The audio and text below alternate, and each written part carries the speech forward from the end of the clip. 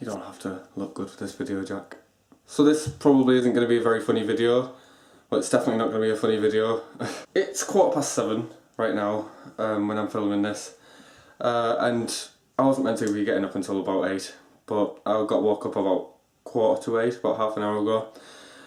So my mum, racing up the stairs, came into my bedroom and announced tearfully that my cat had died. Then and now I'm in pretty much a mixed emotions state, because the back of my mind is like, look, she needed to go, and I'll tell you the story, I'll tell you everything. I don't even know why I'm making this a video. I guess I just want to vent my feelings and get them out there and get them out. But as I said, I couldn't help but feeling like an overwhelming sense of happiness, like gladness, if that's a word, because literally she was not the same cat that we knew.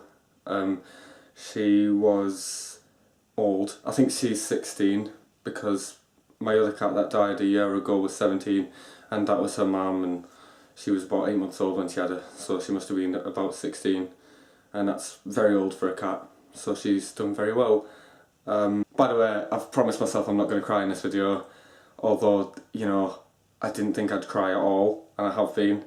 It's really weird. Like, I'm not used to crying, but it is literally it takes over you, doesn't it? Like, you don't know what's going to happen. It just does happen. But yeah, her name was Perdy.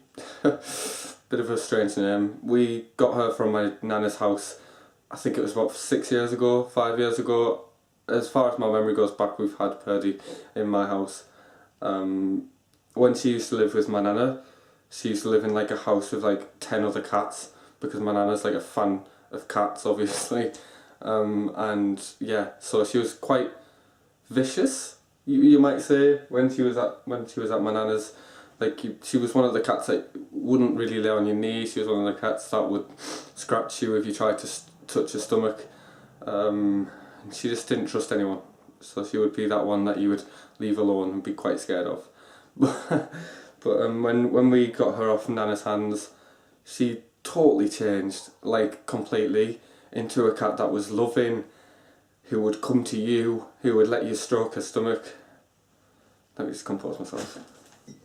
I'll show you a clip, I think, if I've still got it, of when I made my all-nighter video. What I'm about to tell you is evidence of that. Like, literally, when she was on my bed, or anywhere for that matter really, you would just literally tap her on the side as she was like stood up, and she would just, like, not even a push, it wouldn't be a push, it would just be a tap, and she would just fall over quite dramatically and like open up and sprawl out and let you stroke and tickle her belly, and it was just so adorable, and she was just a beautiful cat. Oh god, this is harder than I thought it was going to be. And that's how I want her to be remembered. Like, she used to make me feel so much less lonely, because I still talk to myself a lot at night. And when she was like obviously beside me, and I was like, she was laid down purring next to me, and I'm just stroking her, and I'm just telling her all my deepest, darkest secrets. In the back of your mind, you sort of know that she can't understand you, but it just feels good to know that she might, you know? And that she's listening, she's not talking over you, she's not, you know, well, that's what pets are, aren't they? They're just friends who listen. But yeah, so she just changed into a cat that was loving, beautiful, caring, would come to you, and yeah, she was amazing, to be fair. Probably the best cat I've ever had and ever will have. Whew! The transformation from being a strong, healthy, you know, could jump anywhere, athletic cat, the transformation into a cat that was old, didn't even like recognise herself. Like, I couldn't, like, at one point I was like, this isn't Perdy. Perdy's went out and another cat came in. Like, it was like that, because she just looked so different. She lost a hell of a lot of weight. She weighed probably less than my hand, which was absolutely horrifying. But She was bony, you didn't want to stroke her because you were just stroking bones. At the last point, like in the last week or so, she lost all control of like her back legs. So she was basically paralysed. And when she did try and walk, because obviously she didn't know, she just woke up thinking, I'm going to go for a walk. But she couldn't, and it was scary, but it was also really upsetting to see that she had lost control of her back legs and she couldn't walk properly. So we just put her back to where she needed to be. She stopped eating for a while. She lost her appetite. She needed to go. We had planned for her to go to a vet and get put down, and it was going to be all fine. She was going to go peacefully, dignified, and it would have been so much better that way. But my mum, being my mum, she thinks, oh, she's eating now, she's on the mend, she's getting better. When in reality, you knew she wasn't. She's 16, she is old, she's not going to just suddenly turn back into the cat that you think, that she was. So she needed to go, and we did, and she did tell me, Friday, and then on Friday, Monday, and then on Monday, Tuesday. And she kept putting it off and prolonging her painful existence. And that's the most upsetting part of this whole thing, is that we left her in pain for longer than she needed to. And she also died at home on her own. And you can't be sure whether she died peacefully. Like, I was asleep, my mum was asleep. I just hope Perdy was asleep and that she was peaceful and she just went to sleep and didn't wake up. But you can't be sure. Whereas if we got her put down by a professional vet, we know that she died peacefully. We would know that she wasn't in pain as she was dying, but she probably was. And that's the most upsetting part of it, other than the fact that she didn't come across to any of us as a cat that wanted to die.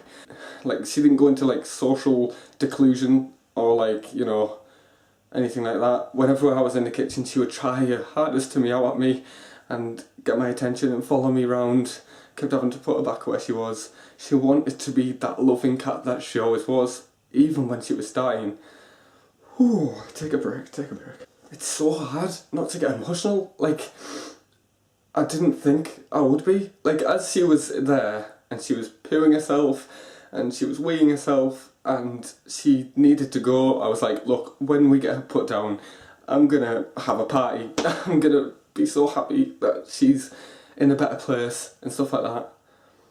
We wanted to remember her as a cat that was loving, healthy, but now it's not going to be that way, unfortunately. It's not going to be that way, because when someone says Perdy, I think of a cat that's on the floor, lost control of her back end, bony, skinny, doesn't resemble a cat that we knew for over 5 years, which is just depressing and not dignified, and she deserved so much better.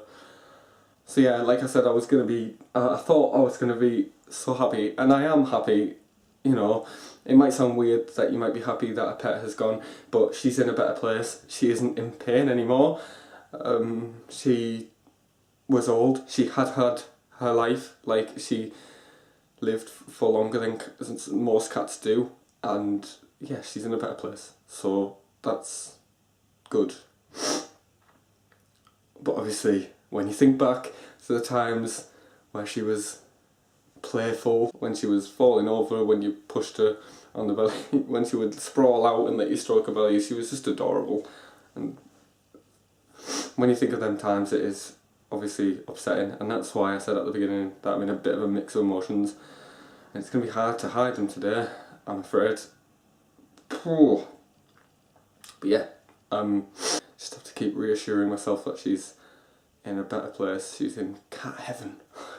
She's not in pain anymore. But yeah, thanks for watching. This video's dead long. Sorry if I've, upset you. I didn't mean to. You didn't have to watch this video. It was just a way for me to get my feelings out, and now that I've got them out, instead I would have just had this conversation with myself. So it feels better to tell people on the other side of the camera. It feels better to get get heard, I guess. 'Cause my mum doesn't understand. She's in absolute distraught. She can't believe it's happened, and yeah. Whereas me, I understand it's happened. I wanted it to happen, and obviously I'm still, distraught about it. But I understand.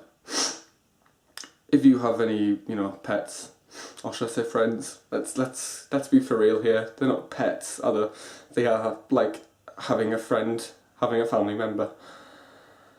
Whew. If you've had any of them pass away, and do tell me in the comments. I will read every single comment and reply to every single comment, because I know how it feels. And yeah, thanks for watching.